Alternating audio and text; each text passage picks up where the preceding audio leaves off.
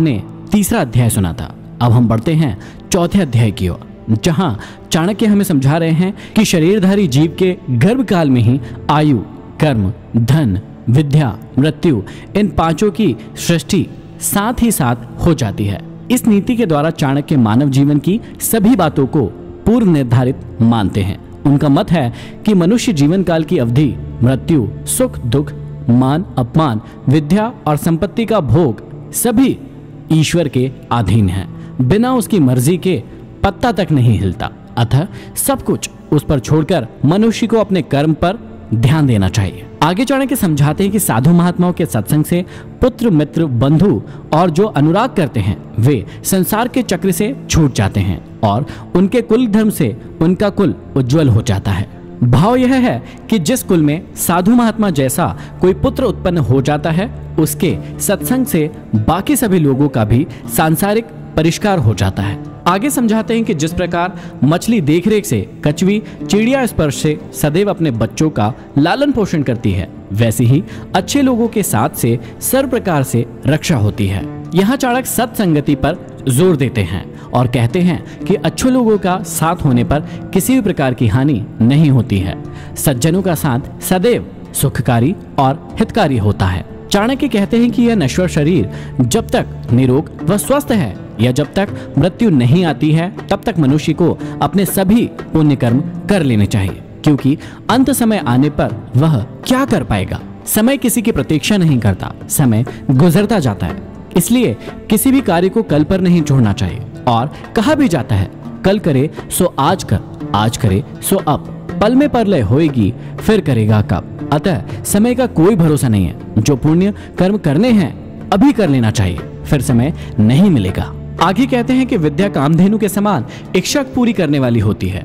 विद्या से सभी फल समय पर प्राप्त होते हैं। विदेश में विद्या माता के समान रक्षा करती है। विद्वानों ने विद्या को गुप्त धन कहा है, अर्थात विद्या वह धन है जो आपातकाल के समय काम आती है। इसका ना तो हरण किया जा सकता है और ना ही इसे कोई चुरा सकता है। विद्या सभी प्रकार से सुरक्षित और समय पड़ने पर रक्षा करने वाली है। इसे जितना दिया जाता है यह उतनी ही बढ़ती जाती है। आगे श्री चाणक्य एक बहुत ही कटु बात कहते हैं। वे कहते हैं कि बहुत बड़ी आयु वाले मूर्ख पुत्र की अपेक्षा पैदा होते ही जो मर गया वह अच्छा है, क्योंकि मरा हुआ पुत्र कुछ देर के लिए कष्ट देता है, परंतु मूर्ख पुत्र जीवन भर जलाता है।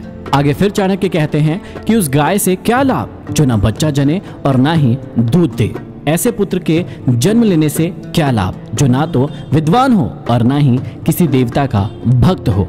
भाव यह है कि दूध देने वाली गाय के समान ही ऐसा पुत्र की कामना की गई है जो विद्वान भी हो और ईश्वर में आस्था रखने वाला भी हो। और ऐसे बच्चे सदैव सुख देने वाले और माँ बाप का नाम रोशन करने वाले होते हैं। आगे इस चाणक्य समझाते हैं कि राजा एक ही बार बोलते हैं, मतलब आज्ञा देते हैं। पंडित लोग किसी कर्म के लिए एक ही बार बोलते हैं, मतलब बार बार श्लोक नहीं पढ़ते हैं। और कन्याएं भी एक ही बार दी जाती है। ये तीन एक ही बार होने से विशेष महत्व रखते हैं।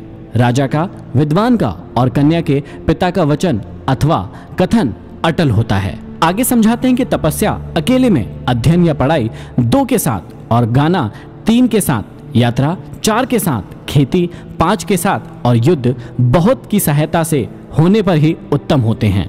फिर आगे कहते हैं कि पत्नी वही है जो पवित्र और चतुर है, पतिव्रता है। पत्नी वही है जिस पर पति का प्रेम है। पत्नी वही है जो सदैव सत्य बोलती है। आगे समझाते हैं कि बार बार अभ्यास ना करने पर विद्या विष बन जाती है। बिना पचा भोजन विष बन जाता है। दरिद्र के लिए सज्जनों की सभा या साथ और वृद्धों के लिए युवा स्त्री विष के समान होती है। अभ्यास से ही शिक्षा अथवा विद्या का विकास होता है। जो भोजन पचता नहीं है वह शरीर पर कुप्रभाव डालता है। एक दरिद्र परिजन अपने ही लोगों को विष के समान दिखलाई पड़ता है।